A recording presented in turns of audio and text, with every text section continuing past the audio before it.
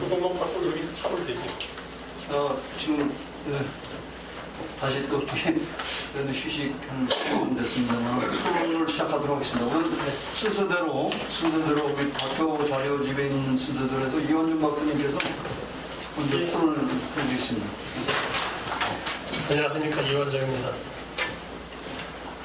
제가 원래 한국 근현대사 전공자가 아니고 저다가 이제 러시아 자료들을 이제 보다 보니까 제가 이제 말씀드릴 것도 근현대사 기존의 연구를 그 지식을 전제로 한다보다 러시아 문서에서 얻은 지식으로 그것만 주로 얘기하려고 하겠습니다. 먼저 우리가 크게 이 자유시 참여와 관련해서 생각해볼 필요가 있는 게 일단 1921년도에 연해주라든가 간도라든가 그다음에 사ህ린주 이렇게 얘기하는 게 그 니항이라고 이제 일본 아이들이 말하는 이게 니콜라이옙스키 아무레 이렇게 이제 아무르에 있는 니콜라이옙스키 그런 뜻인데 거기가 이제 북사할린이라고 바로 연결되는 교통이 이루어지기도 하고 또 거기 이제 금채취 관련해가지고 산업이 들어가지고 그 20세기 초에 거기 주민이 한 19,000명 정도 있다고 합니다. 그래서 거기 일본 영사관도 있었고 중국인 거주자도 있었고 조선인 거주자도 있었고 그래서 이제 그때 이제 그 트라피치라고 아까 얘기가 나왔던 그 사람이 원래 그 1차 대전 때는 러시아 그 소위로 참전했던 사람이 있는데 나중에 이제 발사를 하다가 니콜라이브스키 나라모리에 있는 거기 이제 해방시키려고 그쪽으로 간 거죠. 그래서 1921년 한 3월쯤에 거기를 접수를 합니다. 2월쯤에 접수를 하죠.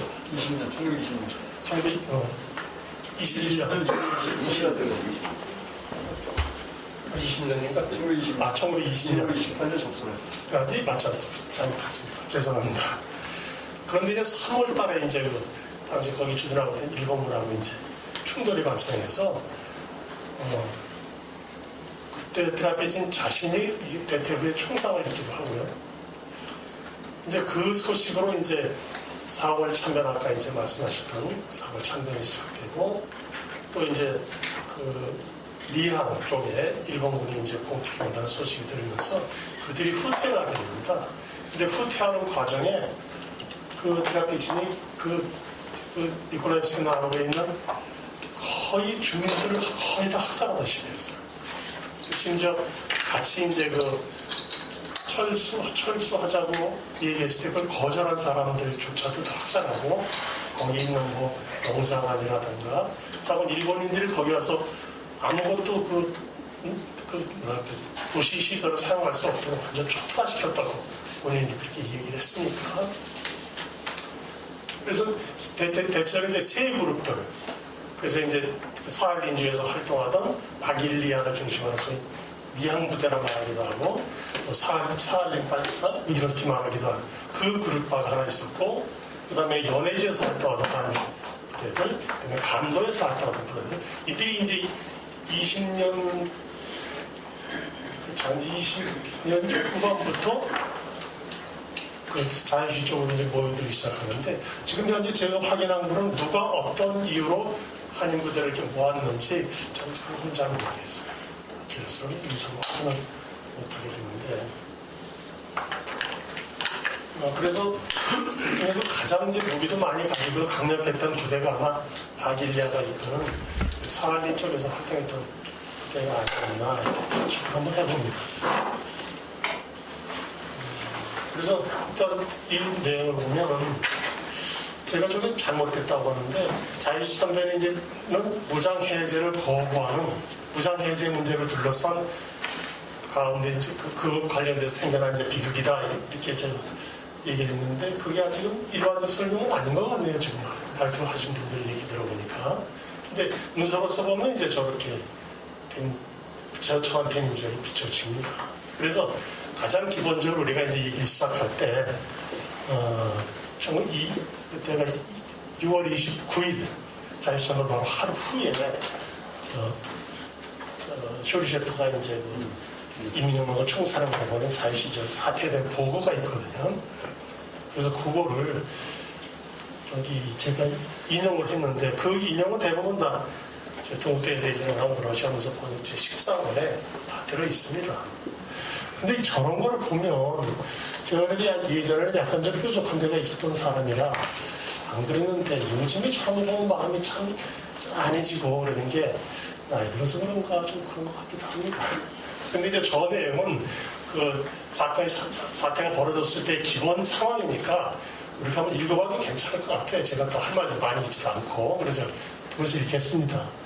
6월 28일 5시 29연대 연대장 말라오프와 정치인이 전달한 보고하기를 한인 부대가 깔란다리 11사령과 복종하지 않는 파들에게 2월 27, 28일 밤 긴장 속에 시간이 지났으면 이에 깔란다리 자신이 무장해제에 대한 협조를 요청했다고 한다. 이게 되는데 깔란다리 11은 여러분들도 잘 아시겠지만 그루지아 사람입니다.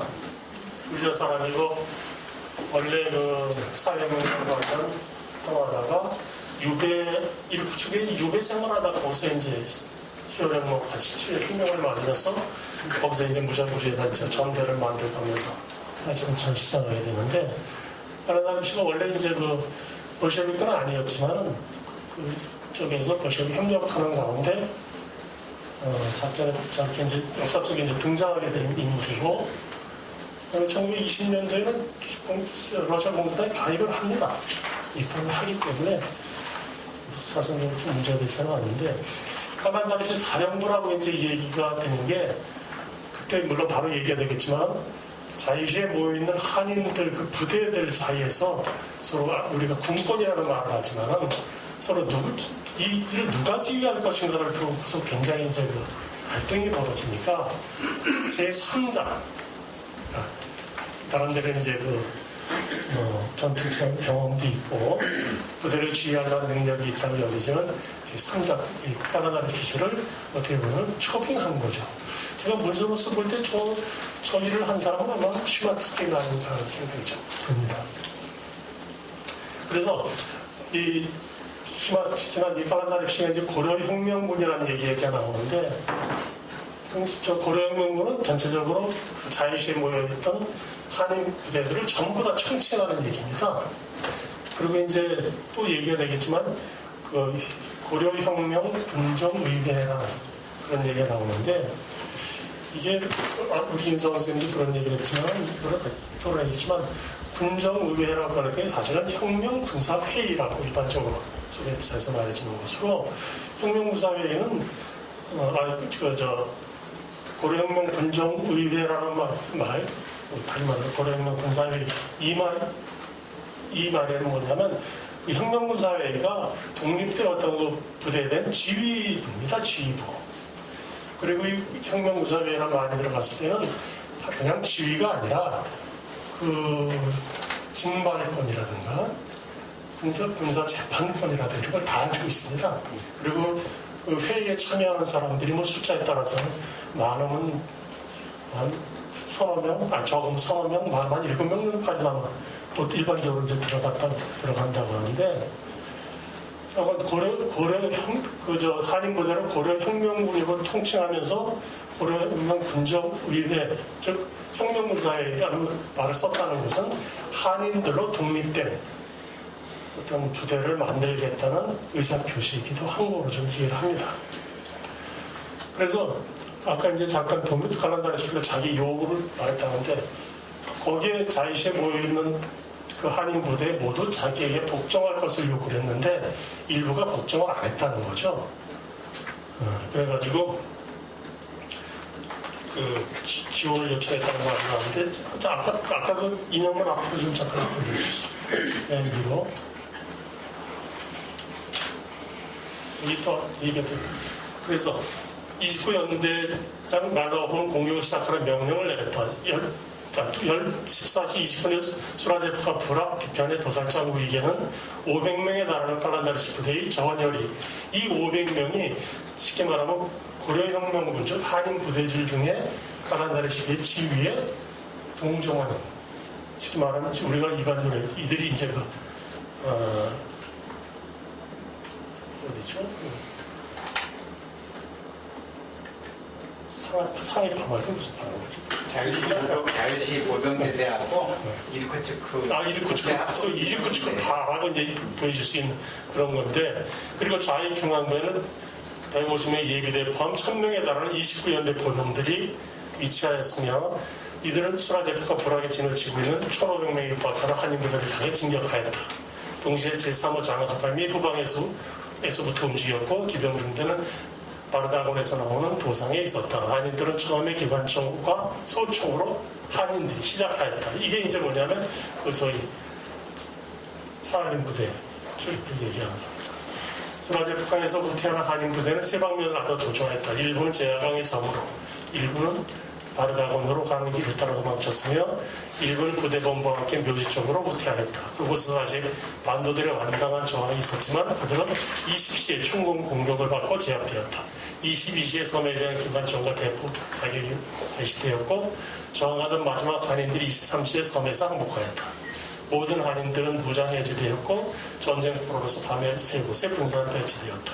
포로는 모두 800명에 달하 있으며 밤이 조용히 지나갔다. 강을 따라 내려가 바르다곤 쪽으로 간 한인 부대는 기병중대에 덜미가 잡혔고 제야강에 수장된 듯하다. 우리 편의 제29연대 손실은 전사자 1명, 중상자 2명, 경상자 1명이다. 칼란다르시 부대의 피해. 이 칼란다르시 부대라고 하는 게 결국 사한인 부대를 얘기하는 거죠. 복종 거부했던. 피해는 밝혀지지 않았다. 한인들의 인명 피해는 크지만 아직 밝혀지지 않았다. 그들의 시선을 수거하는 중이다. 특히 제야강에서 익사자가 나는다. 이런 보고가 이제 왔고, 그 밑에를 좀 자꾸 보시면은 여기 이제 좀 다른 부대인데, 다른 거기가 6월 29일 아침 6시 제443 사령부로 29연대로 갈라엎어 고려혁명군 사령관 칼란다르시 부대가 이렇게 보고했다. 한인들이 폭동을 일으켰으며 복종을 거부하였다. 즉 부대를 재편하라는 칼란다르시 명령 제29호를 이행하지 않았다. 그들에게 대개 정치원을 보내 복종하고 무기를 버리라는 치유 통촉과 동시에 제29연대는 수라제프가 불악을 포위하면서 전투 준비를 했다. 그러니까 상황은 거의 비슷한 겁니다. 그 당시에 일어났던 것은 칼란다르시 입장에서는 자기가 한인 부대에 대한 사령관으로서 내 명령을 들으라 했는데 일부가 거절하면서 그에 대한 진압을 했다. 이런 얘기예요. 그런 과정에서 이제 사고 참변이 이제 발생한 거죠. 일단 거기서 일어났던 이 상황은 그러하다고 일단 객관 러시아 베이스에서 그렇게 나타나고 보시고요. 그 다음에 저희 토론문에 이제 이번에 러시아 내전은 1920년에 사실상 다 종결이 됩니다. 이것도 뭐가 연결이 되냐면 원동공화국의 의미에 대해서 물론 이제 원동의 당시 활동하는 영상들은 나름대로 해석이 있을 수 있겠지만 당시 그 볼셰비키 러시아가 공산당 특히 레닌의 입장은 무엇이었는가 하는 거죠. 1920년 봄이면 사실 대전이 다 되고 그 당시 그 1920년 2월인가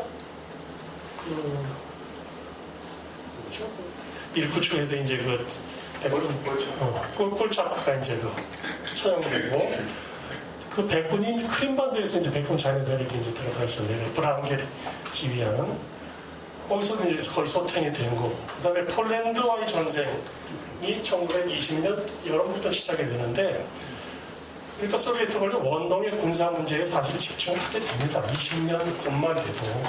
근데 레닌의 관심은 거기에 있었던 게 아니죠. 레닌은 가능하면 독일에서 이제 19년의 혁명을 보고 특히 서유럽에서 사회적 혁명에 대한 관심을 두고 계속 폴란드와 전쟁은 시작이 되긴 했지만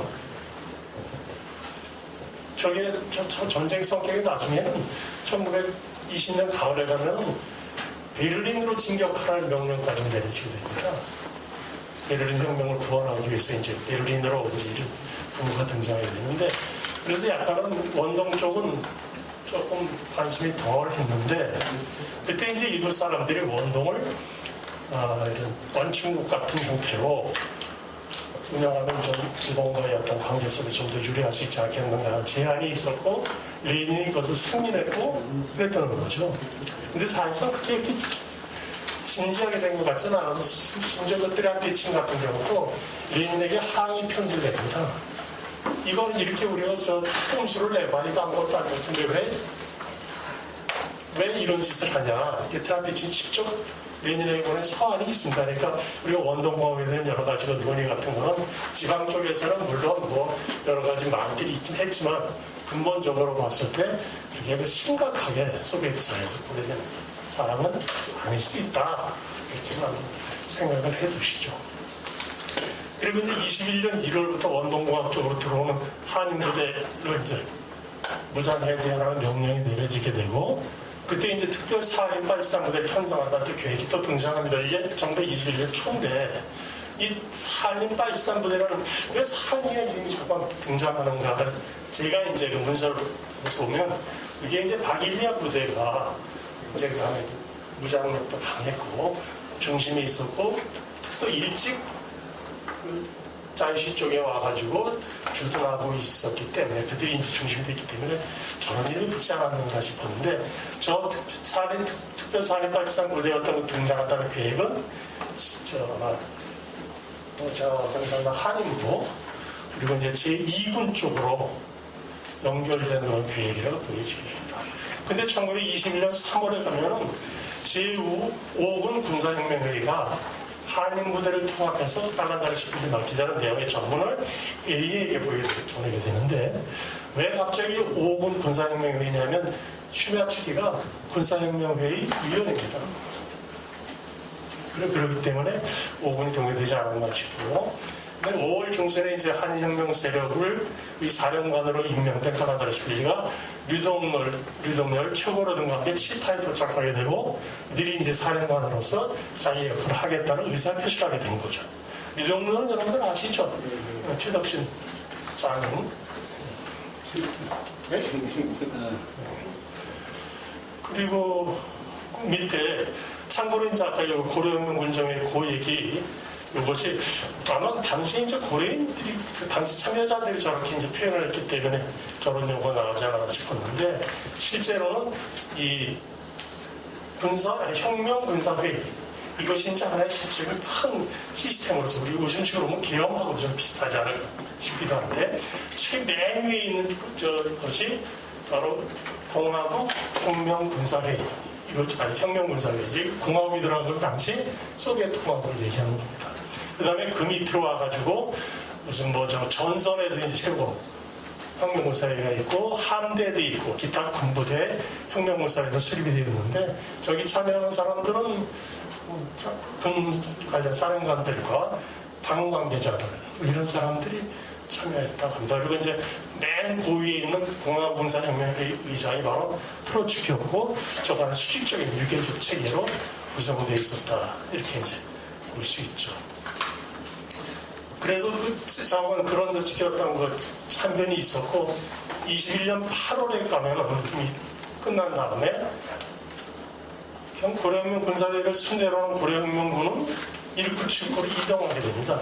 그래서 21년 10월에 카나다를 얘가 이미 이탈하는 거죠.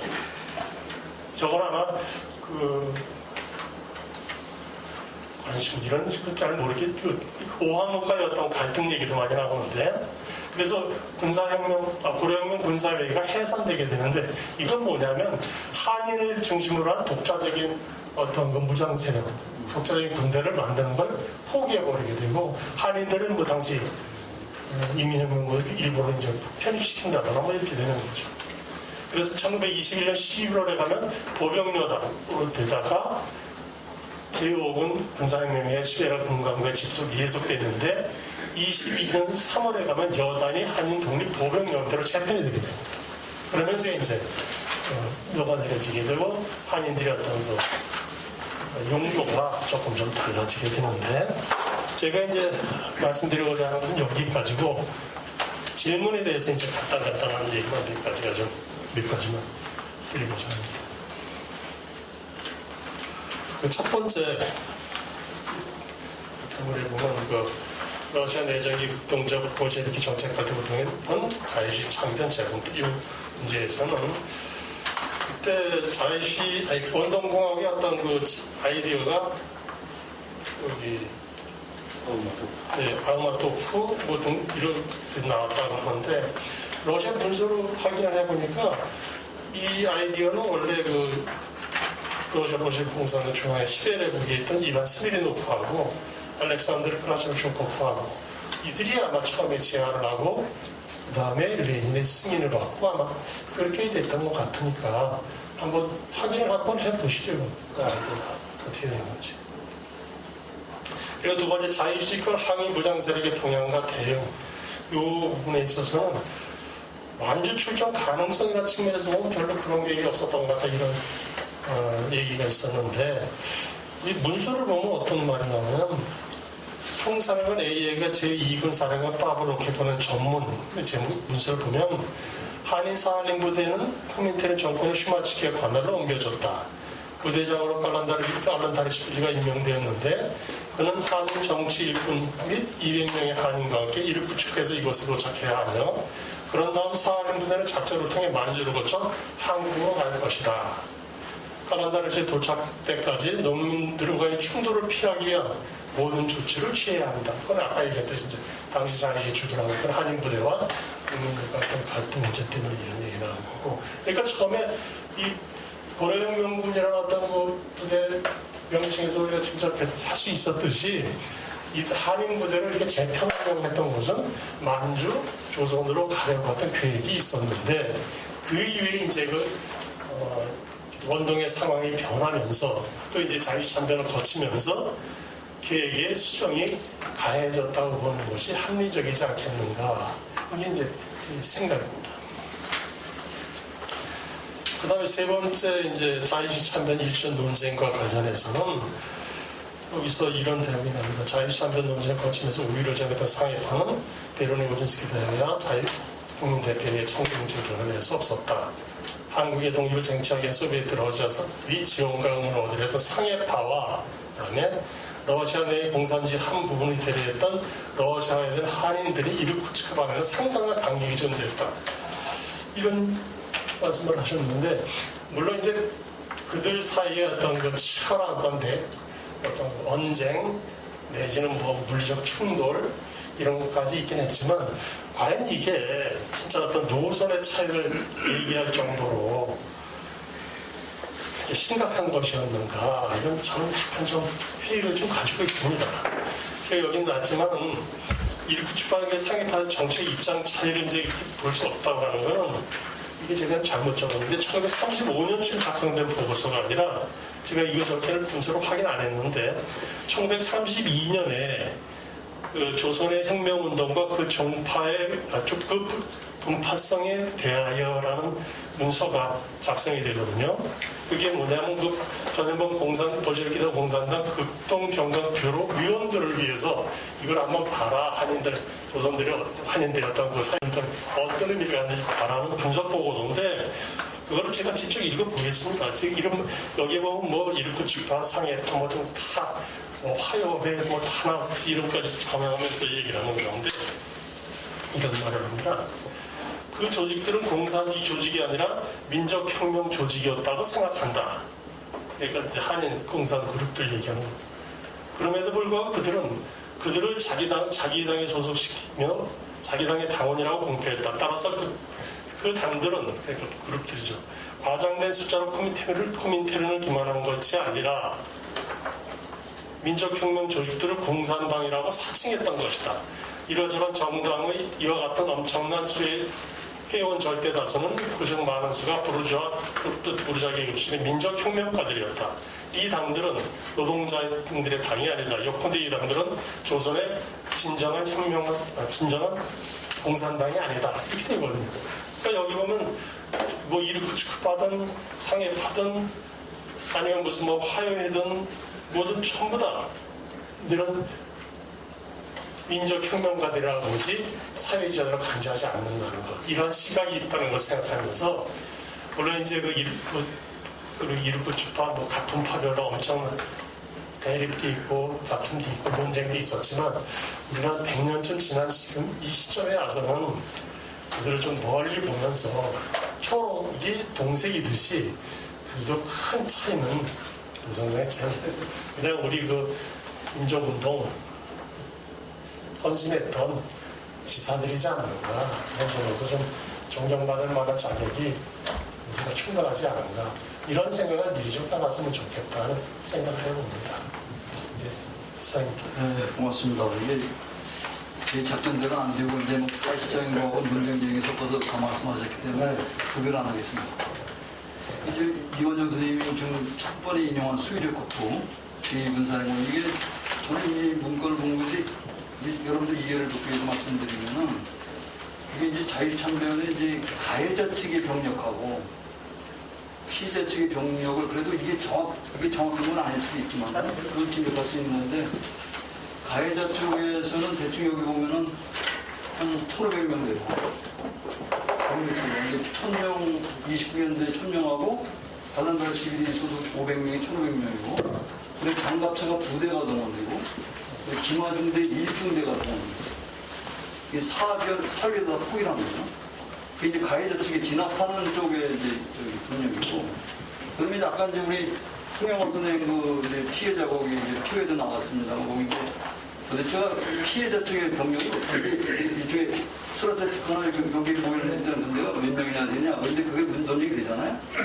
그러니까 저 일구 직파 쪽은 한 1,000명 정도 좀 규모로 피해 규모를 줄이려고 했는데 우리만 1,000명 정도 된 거고, 이쪽에 이제 피해자 쪽은 한 1,500명 된단 말이에요. 여기는 한 1,500명 정도 돼 있어요. 이게 상당히 그런 면에서 이게 상당히 중요한 자리고, 그 다음에 이제 죽은 사람들의 어떤 여러 가지 형태들이 현장에서 총 맞고 죽은 사람들, 익사한 사람들, 그 다음에 이제 쫓겨와서 저쪽에 김하중대가 또 수장된 사람들, 이렇게 해가지고 이 희생자들이 여러 가지 모습이 드러나는 이 사건 상당히 중요한 것 같습니다. 희생자 문제와 관련해서 러시아 쪽 사례를 보면 대략 한 적으면 150명, 마음은 한 400명 정도. 그 정도 선에 왔다 갔다 합니다.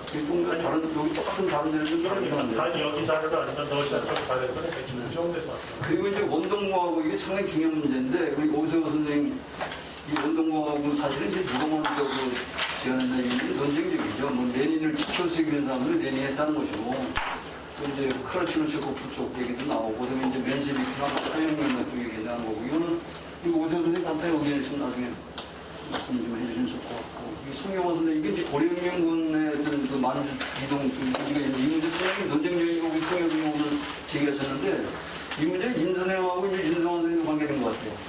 고려혁명군의 어떤 항일성 문제, 그거도 관련된 건데, 고문과 관련해서 듣다가 좀 얘기를 해주시면 좋을 것 같아요. 논쟁적으로 상당히 큰 주제인 것 같고. 그다음에 이제 요 결정적으로 나중에 이제 A가 이군사령관 그 파블로프에게 보낸 그 전문, 이거는 이 4.13의 사건 전개 과정에서 아주 중요한 거잖아요. 이게 이제 3월 30일인가요? 이게 날짜가 좀 오세훈 선생님은 좀 다르던데 3월 30일하고 4월 28일 좀 다르긴 한데, 어쨌든 이게 이제 관할권이 이제 국내 관할권이 슈메스키를 넘어갔다는 거 아니에요? 그 이전에 이제 이쪽 소위 말하면 이제 크게 얘기하면 우리 쪽에 이야기하면 이제 상해파 쪽에 유리한 쪽에서 이쪽 같이 넘어가는 것이 슈메스키가 모든 거를 장악하면서 이제 판세가 이렇게 되는데, 그래서 이게 슈메스키에 대한 문제가 물론 오세훈 선생님 발표에서 그렇게 많이 부각되지는 않았어요. 윤선생님도 토론 보면 윤선생님 토론을 보고 이게 슈메스키를 국제공산당 쪽 코미테는 쪽으로 보고 이렇게 얘기했는데, 그 문제는 상당히 중요한 문제 같아요. 그러니까 이것과 관련해서 슈마츠의 역할은 코미테는 뭐 위원으로서가 아니라 제5부 혁명군사회의 위원으로서 이런 역할을 하지 않았나. 어떻게 하면 관할이 너무 옮겨지는 거죠. 이제 지금 여기 자이점이 2분인데 여기 이제 5분이잖아요. 5분은 저쪽 소레트 러시아 그 쪽이고 2분은 이제 하바롭스크가 어쨌든 그 문제하고, 그다음에 이제 상해파 이르크츠파 이 문제는 나중에 이게 뭐 평가 문제인데, 이게 뭐 평가하는 사람이 어느 입장에 섰냐에 따라 다른 거죠. 자기가 서 있는 걸 보고서 왼쪽에 본 사람은 더 좌파고 오른쪽에서 못하는데 그 오른쪽에서 보면 다 목이 다 좌파고 있는 겁니다. 어떤 류원 선생님 토론 이 정도로 정리하고 정 선생님 미리 말씀드리려고 하려고 했는데 그 사람이 그래서 조금 나중에 좀 저기 지금 알겠습니다. 선생님 약간 여기 들어가지고 그래서 시간이 있기 때문에 조금 나중에 보충하죠. 전체 토론한테. 자, 정 선생님 간단히 암충. 예. 장선입니다. 사실은 제가 이 러시아 연해적 민족운동 또 한일관계 전문가로 토론자로 오늘 정말 함께 쟁쟁하신 임경석 교수하고 또 이완정 선생님하고 윤상현 세 분이 오셔서 저는 사실 주로 이 만주 쪽을 전공해서 굳이 제가 필요하지 않다 생각했는데 토론자로 제가 이왕 왔으니 몇 가지 말씀을 드리겠습니다. 우선은 토론 요즘은 있습니다만은 기본적으로 외국 땅에서 외국인들이 무기를 들고 조직적으로 활동하기는 기본적으로 쉽지 않다. 이게 일반적인 현상인 것 같아요. 중국 같은 경우도 따져보면은 광복군이 만들어졌을 때 국민당에서도 굉장히 통제를 많이 했습니다. 그래서 광복군 행동국의 준성이라 해가지고 그게 해제된 게 45년 초입니다. 그러니까 거의 4년 넘게 남평생 못한 거죠. 그리고 조선영대가 만들어지고 조선영대가 또 화북으로 올라가가지고 중공산 땅 쪽으로 올라가는데 이게 이제 조선의용군으로 바뀌고 화북 조선 독립동맹하고 이렇게 정치적으로 연결이 됩니다만은 이 조선의용군 역시 중공산당 중앙 조직 물론이고 한로군 거의 한 부대처럼 편제돼가지고 주로 선전활동, 정치활동 하다가 나중에 전투활동 하긴 했습니다만은 기본적으로 통제를 받았죠. 그리고 만주에서 활동했던 항일 유격 때나 동부인민혁명군, 동부항일연구는 아예 공산당 저기 산하에 있었고 한국인들 그 안에 독자적 조직을 유지하지는 못하고 그 산하에 그냥 구성원으로 들어갔습니다. 공산당으로. 그래서 기본적으로 외국 영역에서 독자적으로 무장 조직 만들어 활동하기 굉장히 어려웠다 말씀드릴 수 있을 것 같고 독립군 경우도 10년대, 20년대 만주에서 중국 동북지방에서 장장님이라든지 장명 군물세력 탄압과 통계를 많이 맞았습니다. 그래서 특청 25년에 유명한 비스야 협정, 삼시협정 체결된 뒤로는 특히나 이 남만주 쪽에서는 굉장히 활동이 어려웠죠. 그래서 그런 걸 생각해 보면은 이게 기본적으로 총칼을 든 무장 세력이 단위 조직을 유지하고 활동하기가 굉장히 어렵지 않았나 생각이 들고 어떻게 보면 이 자유시 사변도 같은 러시아 공산당 사회주의 세력의 지원과 협조를 받기는 했지만 상당히 또 어떻게 보면은 종래의 전통적인 해석에 따르면 또 계절서에 보면은 결국은 만주 독립군이나 시베리아 의용군이 합류했다가 아쉽게도 러시아 공산당의 탄압으로 결국은 무너져 맞다는 해석이 아직까지 일반적인데 이 아직까지는 우리 일반인이나 일반 국민들이 또 교과서에 보면 이런 식으로 써져 되고 있지 않습니까? 그래서 그런 해석에는 이제 비판을 가하긴 해야 되겠는데 분명히 외국 영역에 활동하기는 어려움이 있지 않았을까 이런 생각을 합니다. 그래서 그런 생각하면서 어떻게 보면 자유사변, 용어도 자유사변, 자유참변, 흑화사변 이렇게 여러 가지 용어가 있는데 오세훈 자유참변이 작가분 같다 이렇게 얘기를 발표하셨는데 그 용어는 이제 자유참변, 자유사변 이렇게 표현이 됩니다만 어쨌든 그런 이 혁명운동 과정에서 민족 문제 또는 민족 감정이 개재되지 않았을까. 제가 볼 때는 이제 오늘 적어도 세 분 발표를 통해서는 적어도 그런 민족적 편견은 별로 거론되지 않았습니다. 그래서 적어도 이 세운 발표를 볼 때는 자유사변, 자유참변은 어떤 민족적 편견을 야기했다기보다는 내부의 갈등이라든지 혁명세력 내부의 또 그 갈등이나 혼란 이런 것도 작용된 것 같고, 그래서 적어도 오늘 세운 발표를 통해서는 저는 기존 통솔을 비판할 수 있는 그런 그 중요한 근거는 마련되지 않나 싶은 생각이 듭니다. 이런 개인 소감이고요. 우선 구체적으로 몇 가지 질문 드려보면은 그 제가 그냥 그 동아일보 매일신보를 이제 그 현재 국수편찬위원회 그 한국사 데이터베이스 들어가면은 쉽게 검색이 되지 않습니까? 그 찾아보니까 이제 그 의외로 매일신보가 이제 전통독부의 그 거의 그 관변 신문같이 돼 있는데, 거기에 보면 이제 그 물론 이제 독립군을 음모단으로 표현을 하고 굉장히 부정적인 도덕에서 많이 내고 있긴 합니다만은, 그럼에도 불구하고 이 만주 연해주 그 항일세 소식이 꽤나 많이 보도되고 있더라고요. 그래서 찾아보니까 우선 눈에 띈 게 그 매일신보 1920년 10월 21일자 기사에 보면은 홍범도, 김자진 등이 그 연해주 시베리아 옮겨가면서 부하들을 규합하고 있는데, 거기에 보니까 그 중로연합 선전부를 조직해가지고 이 러시아령 넘어가면은 노동정부가 이미 약속되어 있기 때문에 군수품을 아주 충분히 무기탄약은 말할 것도 없고 무한정으로 공급받고 돼 있으니까 우리가 넘어가서 충분히 와신상장할 수 있는 기회가 된다 해가지고 굉장히 그 오히려 그쪽으로 가면은 훨씬 더 그 좋은 여건에서 활동할 수 있다고 하는 그런 내용으로 이렇게 부하들에게 그 삐라를 뿌려가지고, 그 삐라 내용이 이제 그 일본 정부 당국에도 원문 그대로 번역이 되어 있는데, 이 매일신보에도 그 홍범도 등이 이제 그 부하를 규합하기 위해서 뿌린 그 선전문 내용이 그대로 그 전제되어 있더라고요. 그래서 이런 걸 보면은 어떻게 보면은 그 만주 독립운동 세력이 러시아 혁명 세력에 어떻게 보면은 이 문자 그대로 보면은 어떻게 보면 순진할까요? 어떻게 보면 너무 과도한 기대를 하지 않았을까 이 생각도 들어요. 그래서 어떻게 보면 이렇게 어떻게 이런 그 인식이 가능했을까 좀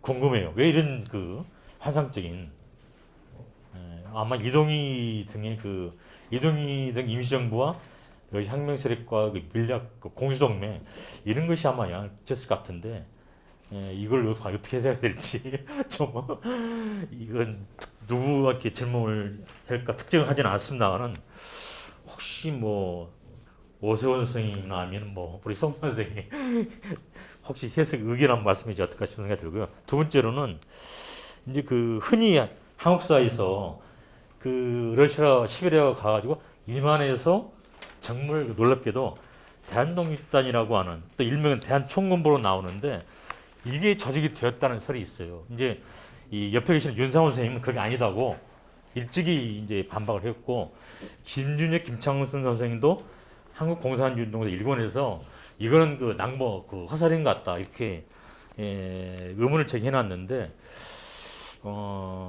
이게 보면은 그 독립군단이 이제 통합 움직임이 있었다 해가지고 이 대한독립단 일명 대한독립군단, 또 일부 자료는 대한총군부 이런 게 이제 그 이만에서 조직됐다는 기사가 매일신문에 꽤나 여러 번 나오더라고요. 그리고 이제 이런 내용은 일제 정보 자료에도 확실히 나오죠. 그래서 이제 한국사 개설서에 보면은 이게 거의 정설로 되다시피 해가지고 이만에서 이제 이 대한독립군단 시베리아로 넘어간 독립군단이 통합이 돼가지고 뭔가 그 통합을 했다고 하는, 이게 이제 거의 그 정설처럼 돼 있는 그런 상황이고, 매일신문 기사 찾아보니까 이런 게 나오더라고요. 그래서 21일 1월 14일째 보면은 뭐 축일 궁박에 섭한 음모단을 운명해가지고 일본군에 쫓겨간 독립군이 러시아로 넘어가가지고 뭔가 어떤 그 공산주의 세력과 연결돼가지고 중로연합 선전부 등 상위 활동하고 하면서 뭐 독립군 조직을 뭐 무장 세력을 통합하려고 하는 그런 움직임이 있다 해가지고 21일 2월자에 보면 이제 그 총합부를 조직했다. 소추풍의 조선인 3,000명이 모여가지고 과격파, 즉 러시아 혁명 세력과 연결돼가지고 조선 내제 침입할 계획을 세우고 있다더라 해가지고 서일, 김여진, 최명록, 홍범도 그 익히 알고 있는 그 독립군 지도자들이 통합문제 벌이고 있다고 하는 기사가 나오고 있어요. 그리고 이제 24년도에 보면 이제 그 좀 와전된 내용이긴 합니다만은 독립군단과 대한독립군 해가지고 이 시베리아 연해주로 갔던 독립군들이 북만제 넘어와서 다시 그 독립군 조직을 통합한다고 하는 그런 조직이 보도가 되고 있는 걸 볼 수가 있습니다. 그래서 이런 조직은 이제 제가 볼 때는 윤상원 선생님도 그렇고 김익김 선생님도 이게 좀 아닌 것 같다 이런 설이 있긴 한데 이게 저는 이제 어떤 꼭 정한 건 아니겠습니다만은 그 당시 어떤 흐름이나 어떤 통합 조직을 반영한 것이 아닐까 이런 생각을 해보는데 이에 대해서 이세훈 선생님께 어떤 의견인지 한번 의견을 여쭤보고 싶습니다. 그리고 이제 세 번째로는 그 동아일보 21년 5월 1일자 기사인데 홍범도 일파가 치타를 방문해서 치타 정부하고 뭔가 협의를 해가지고 이 조선 독립 운동 연결된 어떤 그 대책을 좀 협의한 것 같다고 하는 그런 보도 기사가 동아일보 21년 5월째 나오고 있습니다. 그래서 이 기사가 과연 사실일까? 이 기사를 어떻게 해석을 해야 되는가? 이런 의문을 좀 제기하고 싶은데 홍범도 치타 방문서를 이게 과연 사실인지 그렇다면 이게 사실이라면은 러시아 혁명 세력과 홍범도 등 독립군 세력이 이 상황에서 과연 그 정말 오늘 세 번 답변을 들어보니까 러시아 혁명 세력도 보통 복잡한 게 아니더라고요. 그런데 홍범도 등이 치타를 방문하고 치타 정부, 치타 혁명 세력하고 어떤 독자적 움직임이 가능할까 하여간 궁금해서 이런 그 보도기사 방향을 어떻게 해석을 해야 될지 우리 송영화 선생님 같은 경우 혹시 답변을 해주시면 좋겠습니다. 그리고 끝으로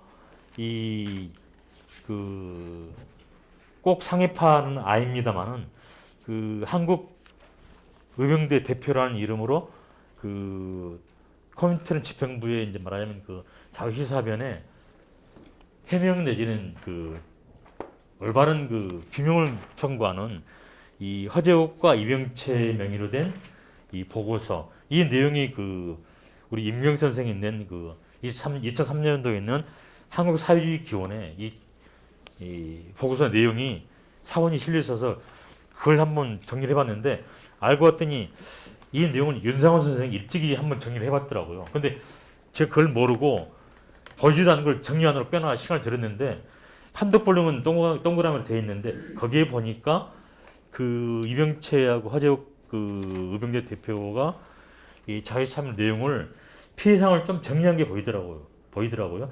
거기 보니까 우리 한국 자유시에 집계한 한국 군대가 포위 공격을 받아가지고 1,800여 명, 이건 한 만주에서 넘어온 군대인 것 같아요. 시베리아 쪽은 한 1,600명 되는 걸 알고 있는데 만주에서 넘어온 그 한국 군대가 1,800여 명으로 파악을 했고 그 가운데서 이제 그 뭉뚱그려가지고 총살 당하거나 익수 사망하거나 또는 뭐 핵만 불명된 사람이 400여 명이다. 이렇게 정리됐고 자유시로 넘어간 사람이 561명이다.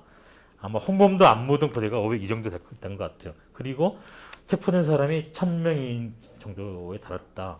이렇게 정리를 하고 있더라고요. 그래서 이게 이제 대략적인 통계인데 이건 이제 그 두 번째 발표인 송영환 선생님이 아마 좀 통계에서 이 통계를 어떻게 봐야 될지 한번 의견을 정리했으면 좋겠습니다.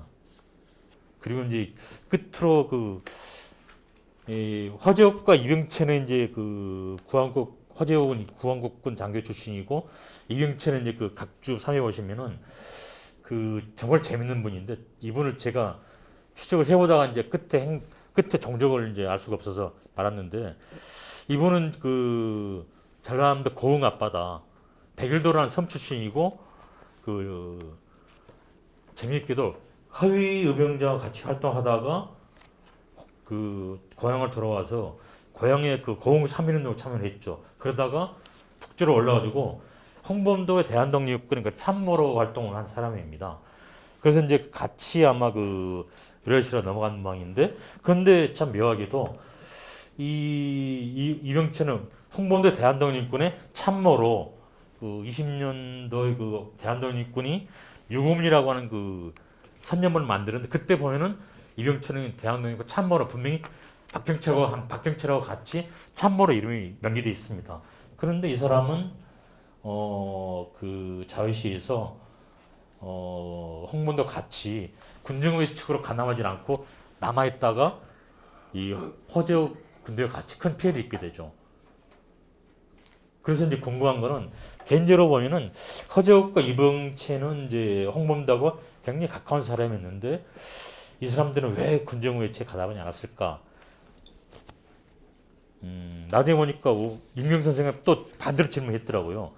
홍범도는 왜 넘어갔을까? 이렇게 질문했더라고요. 또 그래서 참 재밌는 질문인데 참 궁금하죠. 왜 이런 그 엇갈린 행태를 보였을까? 이런 질문을 제기하는데 누구를 토론 질문 그 발표자가 특정하지는 않습니다만은 혹시 답변해 줄 수 있는 분이 답변해 주시면 고맙겠습니다. 이상입니다. 예. 네, 고맙습니다. 좀 중요한 논쟁은 이게 근본적인 논쟁인데 첫 번째 지금 말씀드린 건 그리고 그러니까 뭐 임경 선생이나 윤상원 선생님이나 또 다른 분 중인데 특히 윤 선생이나 윤 선생님 중에서 답변해 주시면 좋겠는데 저도 이제 똑같은 의견 문제인데 아주 근본적인 건데 과연 그 러시아 혁명정부 또는 소비에트 정부 또는 원동 정부하고 이 독립군들 사이에 이 무슨 미력 같은 게 있었느냐. 이게 일반적으로 정선에서 받아들이는 건데. 그래서 이제 그것에 따라서 이제 자유시로 이동한 거로 이렇게 당연시 하고 있는데 이거를 근본적으로 이렇게 문제 제기를 하셨어요. 이게 그냥 막연한 어떤 거 근거 없는 것이 아니겠는가.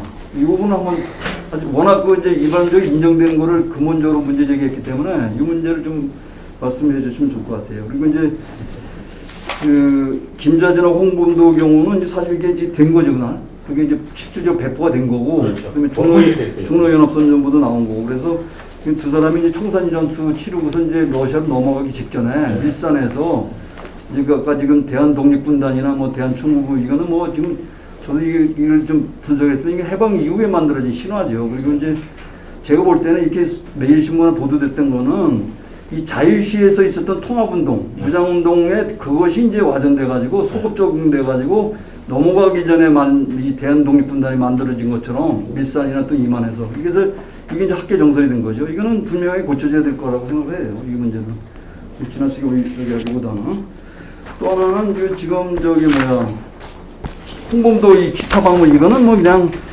그냥 무시해도 될 것 같아요. 이렇게 뭐 맞는 얘기 같지는 않고 그냥 그 홍범도의 거기에서 홍범도 장군의 어떤 여러 가지 행적을 보면은 뭐 이거는 그냥 떠도는 소문에 불과한 것 같고. 그다음에 허재욱, 이병채 이것도 상당히 중요한 문건인데 이 사람들이 사실은 간도에서 갔던 독립군들이 이제 연명으로 해가지고 이청천, 그다음에 홍범도, 그다음에 최진동, 그다음에 이제 허재욱, 허영장요. 이 사람까지 공동 성명해서 상해파 쪽 엄청 공격하거든요.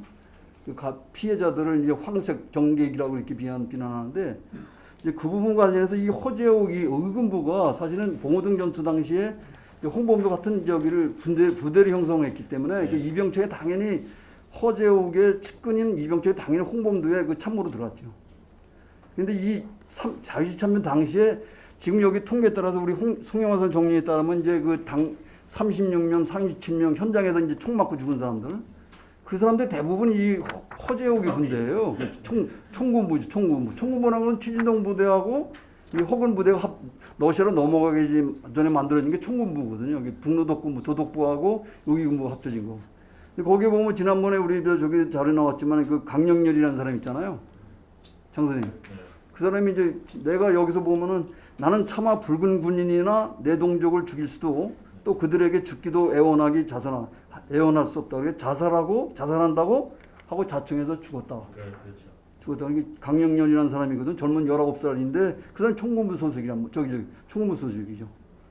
김재규가 속했던 그 의군부 소속이란 말이에요. 그리고 이제 그 김재규 같은 경우는 자유참변에서 그러니까 동족끼리 싸운 걸 피해가지고 자기가 기관총 사수였는데 열쇠를 빼냈다는 거잖아요. 자기가 기관총으로 해가지고 지금 공격해오는 동족들을 죽일 수 없다고 그래요. 그게 무방비 상태로 그 당해 저기 피해자들 경우는 거의 뭐 그러니까 당연히 거기 뭐 아까 사망 한 명에다가 뭐 중경상자 합쳐가지고 3명 정도 되잖아요. 그럴 수밖에 없는 거예요. 이쪽에 전혀 대응을 안 한 거예요. 그러니까 아까 발표문에 나왔지만은 그런 게 좀 중요한 것 같고. 지금 홍범도 문제는 지금 임 선생님도 제기한 문제이기 때문에 이 홍범도 기념사표이기도 하고 또 이게 간도에 홍범도를 비롯한 지금 간도에서 간 동지권 지도자들 그분들은 이제 행적이 여러 가지 다르잖아요. 지금 홍범도나 뭐 허재건이나 또는 뭐 최진동이나 그다음에 뭐 지청천 장관이 다 그런데 그 부분을 관련 시각까지 말씀해 주시면 좋을 것 같아요. 우리 임 선생이나 이제 윤 선생이 말씀해 주시면 좋을 것 같아요. 그래서 그 정도로 해야 될 것 같고 아까 지금 얘기 또 논쟁점 중요한 문제는 그 좀 사실적인 걸 이렇게 확인할 거 하면 될 것 같고 이 논쟁적인 중에서 과연 그 저기 러시아 측 넓은 의미의 러시아 측하고 우리 독립군 사이에 뭔가 미력이 있었는가 아니면 어떤 그 동의한 게 있었느냐 그렇기 때문에 자유시로 왜 갔는가 이 문제에 대한 거는 여러 선생님 같이 답변해 주실 것 같아요. 자 그러면 우리 임경 선생님 많이 기다리셨는데 임 선생님 토론을 좀 해주시죠. 예, 토론 담당한 임경석입니다. 처음 사회자께서 처음 시작할 때 했던 그 지침이 여전히 유효한지 약간 좀 유효하지 않습니다. 지금 이제 유언전을 깨버렸기 때문에 그냥 섞어서 그냥 하십시오. 자연스럽게.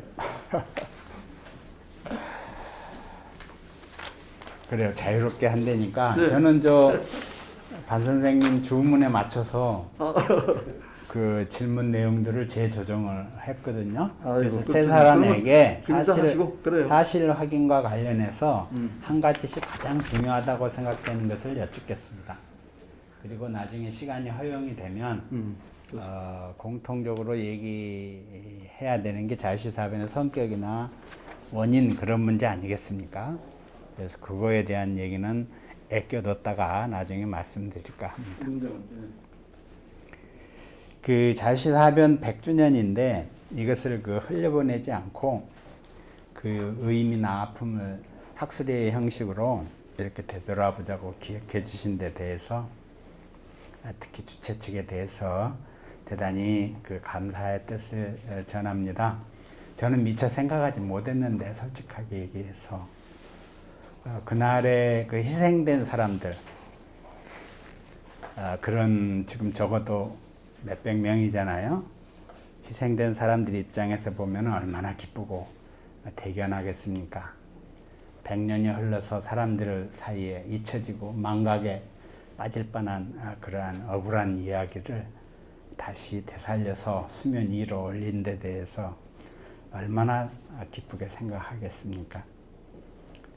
이 사안은 비교를 하자면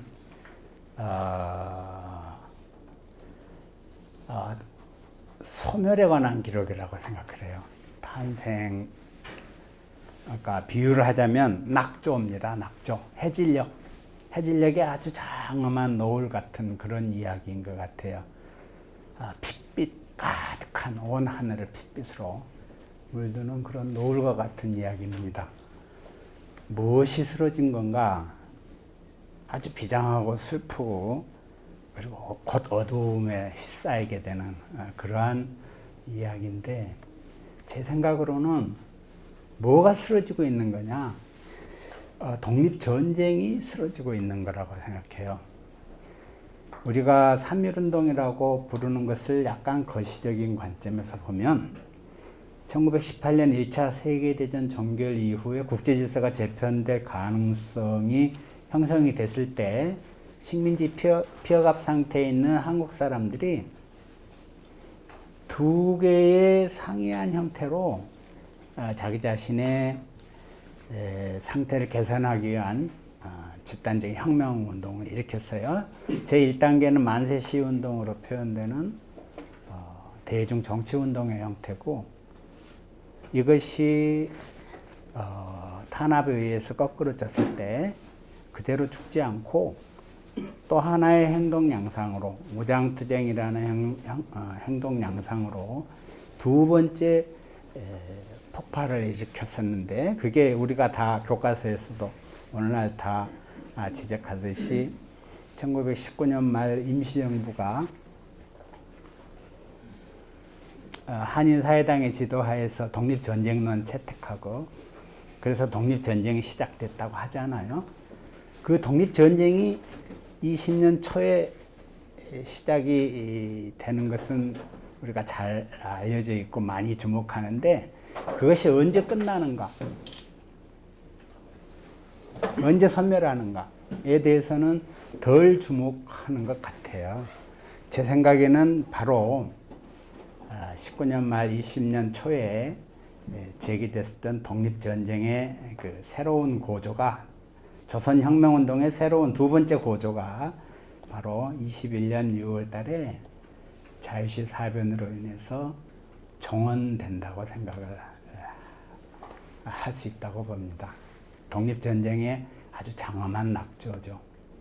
자유시 사변은 그래서 독립운동사의 역사뿐만 아니라 한국 근현대 전체 거시적인 전망에 봤을 때 혁명적 고조가 어떻게 시작이 되고 혁명적 고조 현상이 어떻게 퇴조하는지를 끊임없이 반추하게 만드는 그런 의미에서 한국 근현대사 체계화에 피할 수 없는 결절점을 이루고 있는 그런 사건이라고 생각을 합니다. 이와 같이 중요한 주제에 대해서 시적절하게 학술회의를 만들어주신 주최 측에 대해서 고맙고, 또 고마운 것은 우리 학계의 신진 연구자들이 다른 좀 더 시류에 적합한 다른 연구 많은 주제들이 있는데도 불구하고 이와 같은 문제들을 딱 붙잡아서 사료에 기초하고 연구서를 두텁게 섬세하게 잘 헤아린 우수한 새로운 논문들을 세 분이나 써주신 데 대해서 매우 기쁘고 감사하게 생각을 합니다. 더러더러 그 불충분한 거나 그 다음에 오해의 소지가 없지 않다고 생각이 되는 부분도 있지만 토론을 통하고 그 다음에 앞으로 향후 더 깊은 연구를 통해서 충분히 개선돼서 훌륭한 연구 성과가 나올 수 있을 가능성이 있다, 이리 생각하니 역시 기쁘고 매우 감사합니다. 오세호 선생님에게 묻겠습니다.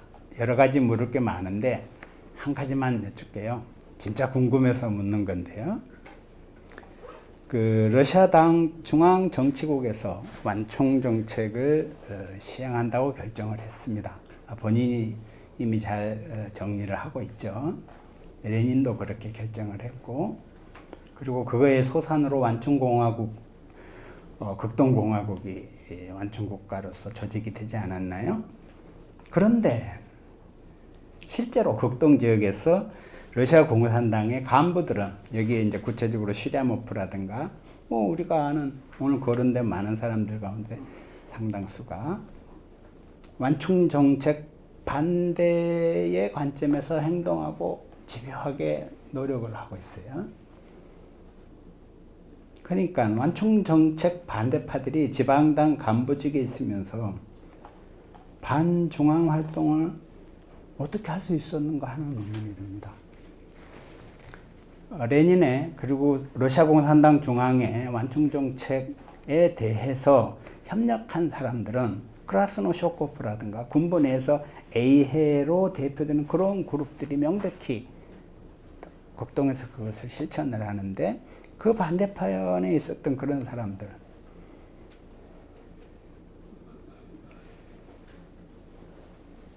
이름들을 자세히 거론할 수 있다고 생각하고, 그거에 대해서는 오세호 선생님이 비교적 두텁게 소개를 했어요. 그런데 질문이 빠져 있다는 것이죠. 어떻게 그게 가능한가? 당 중앙에서 결정을 해서 하다를 했는데 현지 당간분들이 왜 그 집요하게 한두 번이 아니라 반복적으로, 그래서 결국은 완충 정책을 패퇴시키는 거 아닌가요? 크라스노쇼코프는 러시아로 이렇게 영전인지 소환인지 돼가지고 다른 직책을 맡게 되고, A해는 군권을 상실하게 되잖아요. 그래서 완충 정책 반대파들이 극동지역에서 당권과 군권을 장악하는 현상이 나타납니다. 이게 어떻게 가능한 거야? 혹시 오해가 있지 않은가? 완충 정책이 소련 공산당 중앙에 정말 확고부동한 그런 정책이었는지 의심이 간다는 것이죠. 어떻게든 제가 그거 답에 대한 자기 견해가 있어서 그와 같이 반문하는 건 아닙니다. 궁금해서 하는 것이니까 이것에 대해서 혹시 답변 가능하시면 주목을 하셔야 되지 않을까 이렇게 생각을 합니다. 어떻게 보면 러시아사 영역이기도 하죠. 사료를 대지기 어렵다면 러시아 지방사 연구 동향을 두텁게 조사해서 이 문제에 대한 답을 준비할 필요가 있다고 봅니다. 다음에 두 번째로 송영하 선생님한테 여쭙겠습니다. 송영하 선생님께서는 좀 과감하게 피해자 규모를 추론을 했어요. 피해자의 규모를 추론하려고 하는 그 착상, 그 문제의식 자체의 경위를 공감이 가고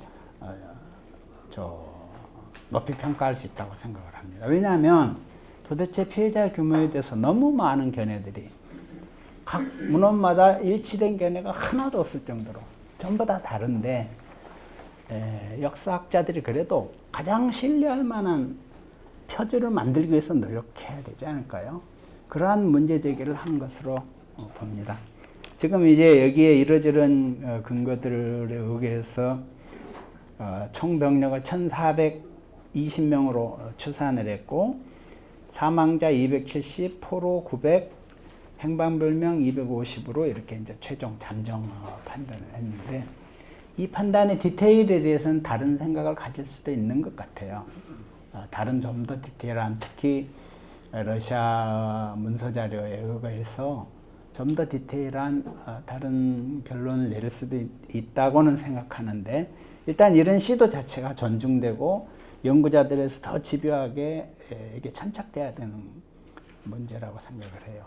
그것을 환기하고 문제 삼고 그것으로 글을 써야 되겠다고 하는 것에 대해서 높이 평가를 드립니다. 다만 각각의 요소에 대해서 더 깊이 들어가야 되는 게 아닌가 생각이 들어요. 그 향후 연구 방향이 어디로 향해야 되는지, 그러니까 각 요소의 내부 구성, 이것에 대한 연구 과제가 이와 같은 추론에는 반드시 뒤따라야 되는 거 아닌가 싶어요.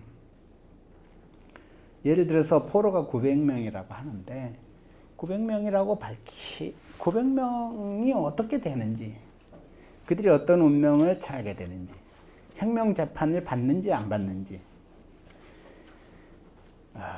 그리고 우스문 노동병으로 강제 노역에 종사를 하는지, 거기에 종사한 뒤로는 어떻게 되는지, 그 중에 몇 퍼센트는 다시 군적을 회복을 해서 고려혁명군으로 된다는데 그들은 어느 정도나 되는지, 이거 조사해서 제시해야만이 추론이 설득력을 갖는 게 아닌가 싶어요. 사망자가 270이라면 270이라는 사망자 추산하는 근거들이 각각 제시돼야 되지 않을까요? 현장에서 총을 맞고 발견된 사람들은 40명설도 있고 뭐 30명설도 있고 그러는데 그러한 같이 각 요소에 대한 구체적 정보가 지금 당장 만들어내라는 건 아니지만 현재 어느 정도까지 답변하실 수 있는지, 앞으로 이 부분이 더 천착돼야 될 필요성이 있다는 점에 대해서 질문을 드리는 것입니다. 다음에 이제 주미 선생님께 하나 여쭙겠습니다. 지금 홍범도 기념사업회하고 사업의 일환으로 이 학술회가 있는 거기 때문에 사실 반병주 선생님이 미리 얘기를 하셨어요. 우리 토론에 홍범대가 한번 거론돼야 된다고. 그래서 주미 선생님이 마침 언급을 하셨더라고요. 그래서 우리 다 같이 궁금해하지 않습니까? 홍범도가 자유시 사변 속에서 어떠한 역할, 어떠한 위치, 그것을 했는지를 한번 마이크를 한번 깃발을 잡고 한번 딱 정리를 해주셨으면 해서 질문을 던집니다. 주 선생님이 이미 발제문에서 얘기를 하셨어요. 홍범도의 위치와 역할이 변경됐다고 보시는 것 같습니다. 자유시 사변 당시에 중립의 입장이었다. 있는 것을 확인했고요. 그러니까 이게 아마 앞부분 시기인 것 같고, 그 다음에 그 뒷부분에는 입장을 바꿔서 고려혁명군 편에 섰다고 보았어요. 근거들은 뭐 여기저기 있죠. 그래서 고려혁명군의 편에 서가지고 혁명재판에 재판관도 되고, 다시 말해서 900명 포로, 600명 최대 600명 사망자가 난 그러한 사건의 가해자 편에 선 거거든요. 그리고 대한의용군은 피해자들은 임시정부 봉대론을 주장한 사람이에요. 고려혁명군 측은 임시정부에 참가하는 것은 반대했던 사람들입니다.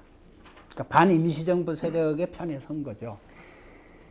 그리고 600명을 학살한 사람들의 편에 선 거예요.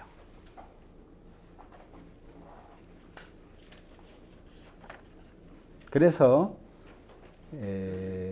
피해자 집단으로부터 원성을 샀습니다. 분노, 증오의 대상이 됐죠. 본인도 이미 밝히셨습니다만 8월 14일 홍범도 일지에 반 선생님이 정리해 놓으신 일지에 나오죠. 8월 14일 하바롭스크에서 사할린 의용도에 속해 있었던 김창수, 김호남에게 암살을 당할 뻔했는데 다행이죠.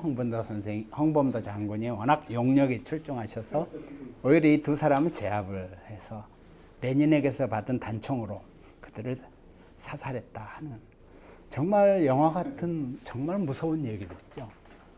그 한가운데 홍범도가 위치해 있습니다. 그래서 질문은 그겁니다. 홍범도의 행동이 어때 했는지에 대해서는 뭐 더 디테일을 밝힐 수 있겠는데 그 어떤 태도를 취했는지는 대략 인지되는 것 같아요. 문제는 왜 그랬느냐 하는 것이에요. 왜 처음에는 중립에 섰는가? 그러다가 나중에는 왜 가해자 편에 서는가? 왜 반임시정부 편에 서는가? 왜 학살자 편에 서는가?